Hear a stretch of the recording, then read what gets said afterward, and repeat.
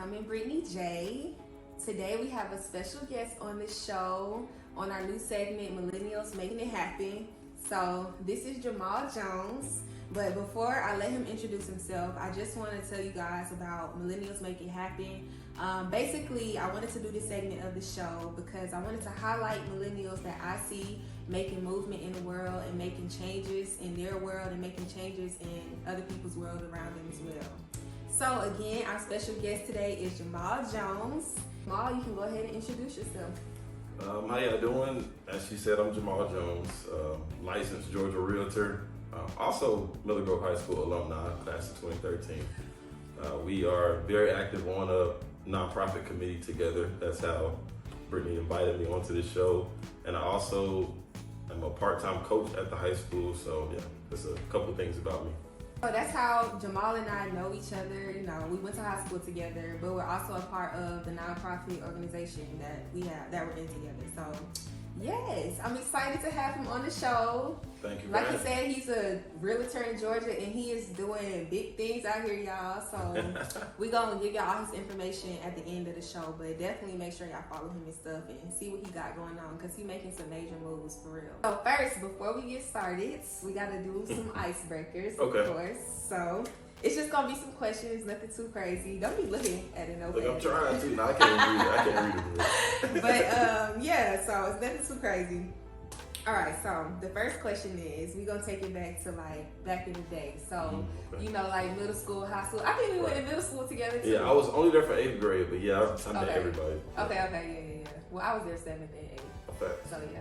So, okay, going back to middle school. So middle school or high school, what was your favorite clothing brand from back in the day? Wow, like, and you know, this gonna show my age, you know what I mean? Like, we old now, but definitely like some South Pole. Oh. South Pole was heavy, like. South Pole, yes, I forgot about that. They gonna act different, but we used to ride South Pole. I can't remember if this was 9th grade or 8th grade, but LRG for sure. LRG, yeah. And I'm trying to think of something else. Like, it was even weak back then, but like Echo sometimes, you know, something like weird stuff. You said that was weak back then. Well, that was even weak back then, but still. Because, you know, we went to a whole fashion show type of school. I'm telling you, I couldn't keep up. We had to, like, you had to be on your P's and Q's every yeah, single day. Like, you couldn't be slipping. Most definitely. Days. I think back in middle school, mine was like Lot 29. Yes. Oh, yeah. Not Lot 29 was crazy. Because I was like, I had Tweety Bird. Like, my room at home was Tweety Bird. Like, Tweety Bird out. So, definitely Lot 29. Yeah, I had a Bugs Bunny shirt. He was like a gangster, though. He was like, that shit was hard. I remember those, yeah. Okay, so the second question, what is the most embarrassing thing you've done on a date or have happened to you on a date? On a date, I can't say I've had too many embarrassing moments on dates. Yeah. Well, nobody like you was on a date with done anything embarrassing? Like, no, I was on a date like this year sometime and like I spilled some food. So like that's embarrassing, I guess. On your clothes? No, not on my clothes. See, that's embarrassing. Not on my clothes. That would be embarrassing, but I don't really trip about stuff. Like I spilled the food, it was cool, it was whatever. And but if you have on a white shirt, that's gonna be like terrible. Yeah. I'll be like, take me home. I gotta go to the house. Take me home. Outfit change, you know? Yeah. Okay, cool. So let's get into the first question. Okay, so you're in real estate now. You recently just started doing real estate, like not long ago, right? Yeah, it honestly still feels like yesterday, but it also feels like a long time. So it's weird. But a year and a half, I started May 2021. Yeah. So, you know, just crossed the year mark. And I'm going strong, you know. You are. That's good. I appreciate it. The way that you like selling these homes, you would at least thought you've been in business for at least 5 years. Because I'm telling you, people don't really sell homes like that. I mean, I'm sure you can attest to that. Like, yeah, that's very true. That's actually a real stat. I think it's 800,000 real estate agents nationwide haven't sold a home this year. Wow. It's only like 1.5 million. So you out here doing numbers. That's good. So this year you are. Yeah, I am. I'm trying to do more. Yes, but where did this passion come from? Like, what made you want to start getting into real estate? Well, my brother, as a lot of people that know me know, he's an investor. Okay. So I saw him flipping homes, and I was like, how can I get in and not have the money to get in? So I figured out that knowledge is sometimes more powerful than money. Yeah. And that's how you can buy your way in. It's just by learning the back workings of it. Right. Or whatever. Yeah. So yeah, I just got my license and took off from there. That's good. So what do you think you like about it the most, like so far? Oh, easily just like seeing people's face light up when they see like, oh, I have a home now. Like, okay, it's crazy. That's so good that you said that. I think like whatever that we're doing in this lifetime, like if we can put a smile on somebody's face, like it's priceless. Like it makes you feel like you're doing something right, and that's what you're supposed to be doing. Right. Because even with me doing lashes, like that's my side hustle. But when they look in the mirror and they look beautiful, and I just love it because you know how they feel after. They just feel 1,000 times better. And it really like makes me happy for real that I could put a smile on somebody's face by doing something so simple to 100%, yeah. So and it's like that's really big because that's someone's personal appearance. Like, exactly. The same way what I do is personal. It's like that's where you live. Exactly. That's like it's really integral. Yeah, that stuff touches people's heart more than people really see that. Okay, cool. All right. So what are some things that you had to change in your life or make adjustments to so far in order for you to focus on your business like completely? Yes. Well, number one was organization. I guess this is twofold. Organization and scheduling. Like I've never been one to like go by a hard schedule. Like like a rough schedule, you're like, oh, I need to be at work at this time. But when you don't have a boss, it's different. It's like I said 2:00, but 2:00's coming up. I wanted to be 3. You know, so it's tough holding that line with yourself. But that was just the first thing I had to change, my organization and my scheduling. I actually have an app where I put every single appointment. Now, even this podcast right now is on my schedule for that. That's crazy. Good. I really need to. So I talk about my organization all the time because it is good to have everything kind of laid out on the schedule. Absolutely. But I have an app like that too. I just kind of suck at continuously putting stuff in there because I'm like, that takes time too. It's hard to remember. It's so hard. But do you feel like that you become more organized, that your day actually like goes better? Yes, most definitely. Not necessarily my day goes better, but it helps me not have days where I didn't do anything, if that makes sense. I was never like a lazy guy, but it's easy again when you're self-employed to just have a day where you don't do much. Because I was tired yesterday, so just by habit, I'm not gonna do anything today. Exactly. But if I look at my schedule and I'm like, hey, Britt podcast today, let me go make that. Yeah. I may not do anything else that day, but at least I clear my schedule for the day and I can check it off. Right. That's good. So is there something you want to involve yourself back in that you probably had to cut off when you started really getting serious about business? Because like you said, organization is something you had to get serious about, but what are some things that you had to cut off from doing so you could actually focus on your work? Like, do you have any of those things? Yes, most definitely. Well, one would be like hanging out with friends. Yeah. I mean, I don't want to say I stopped hanging out with friends, but I stopped hanging out with friends if it wasn't productive.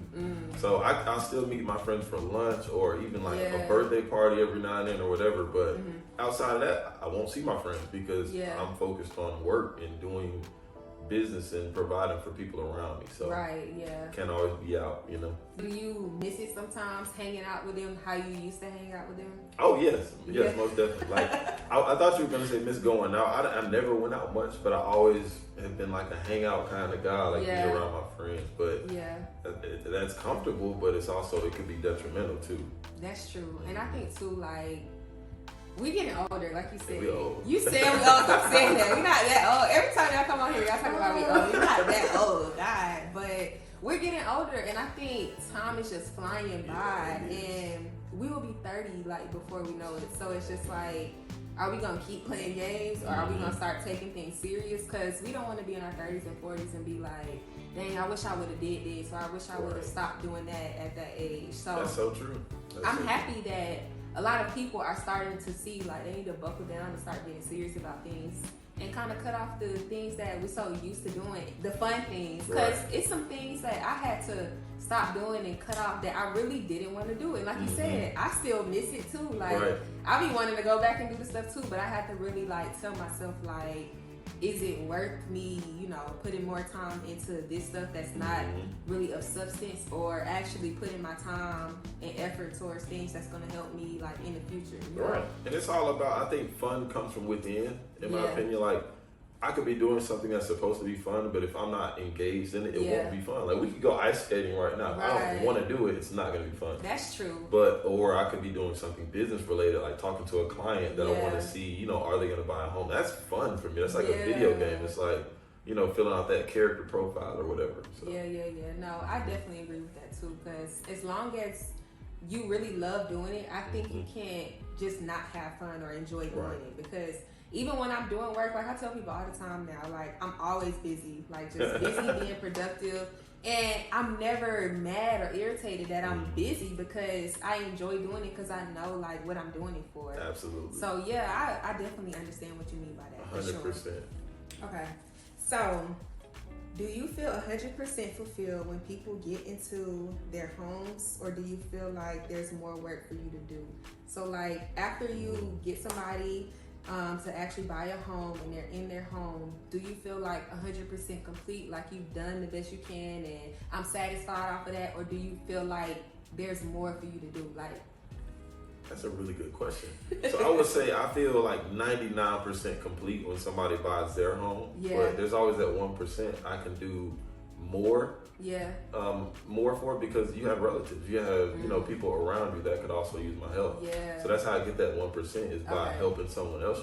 Right. You know what I mean? So I've been blessed to get a couple repeat clients like that so far. So it's always a joy because they're like, hey, I heard about you. Like I know who you are and I know what you do. Like it's just weird. It's like, wow, that's really me. That's good. Yeah. Referrals are everything. Referrals are everything. Yes, literally.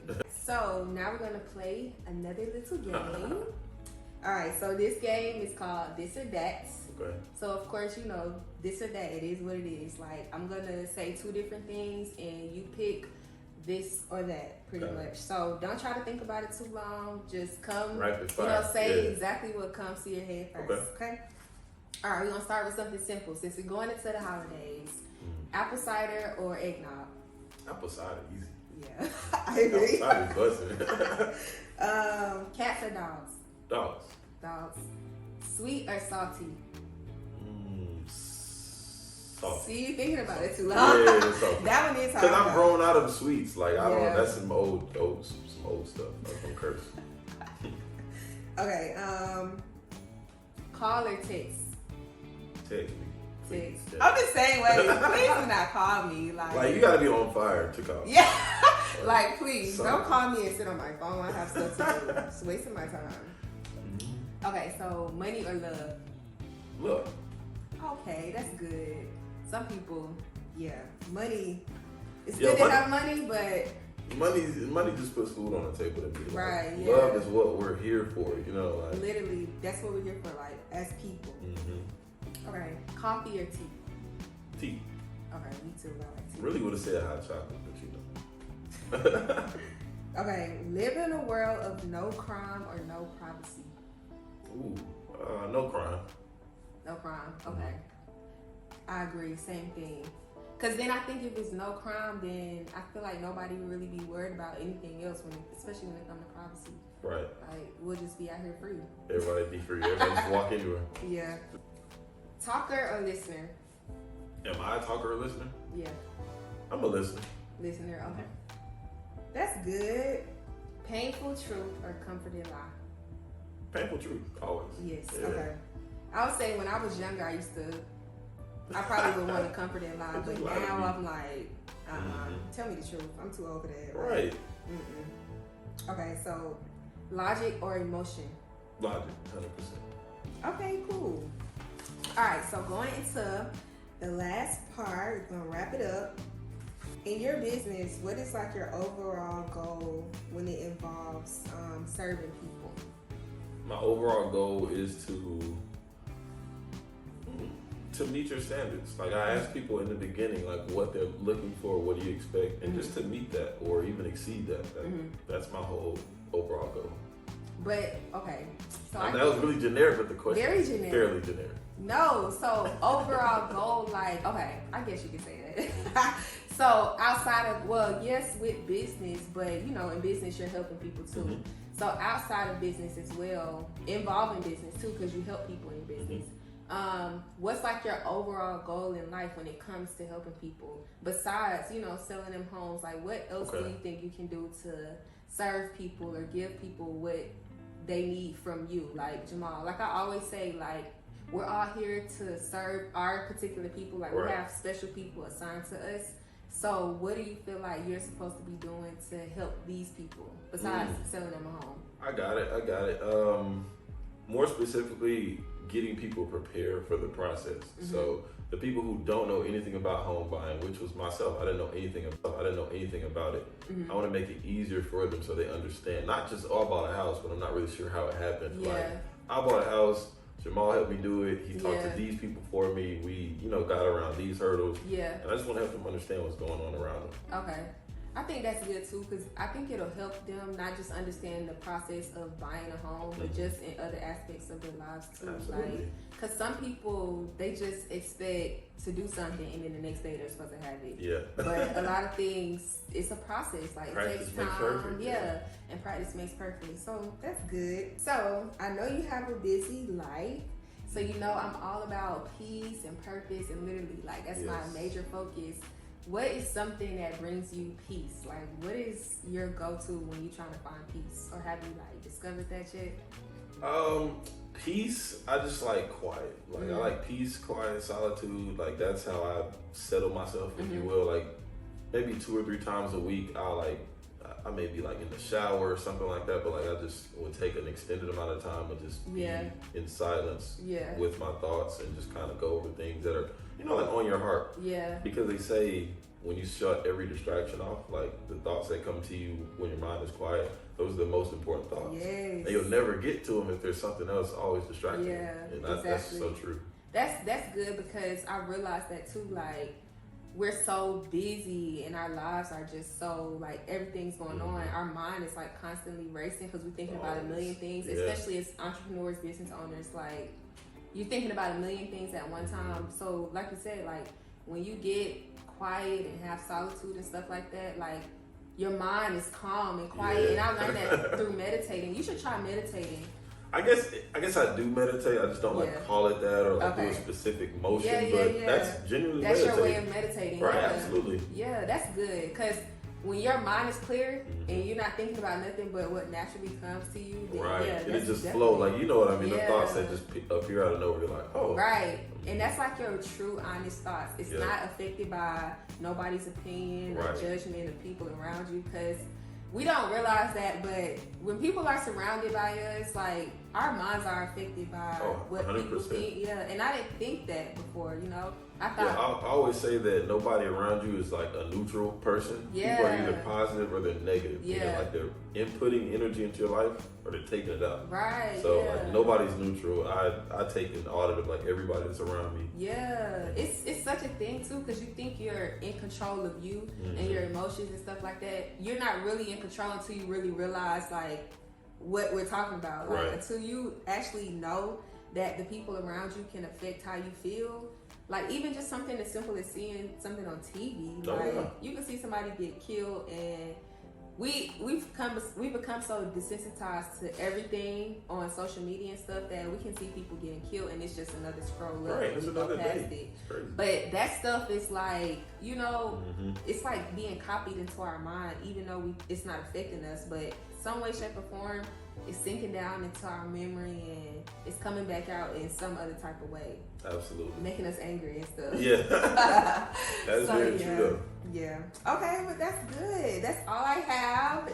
Anything else you want to say? No, just let me help you and somebody buy a house. That's pretty much it. Right. So yes, definitely get them your Instagram, all your website, all your information so they can follow you. My Instagram is Jamal Jones Realtor. My website is southeastmortgage.com/Jamal Jones. We'll leave the link. And my Facebook is just like Jamal Jones. I'm not even sure. Okay. Okay, yeah, so make sure y'all follow him, and thank you again for tuning in to Becoming Brittany J, the segment of Millennials Making It Happen, and we'll see you guys next week on Sunday. Peace.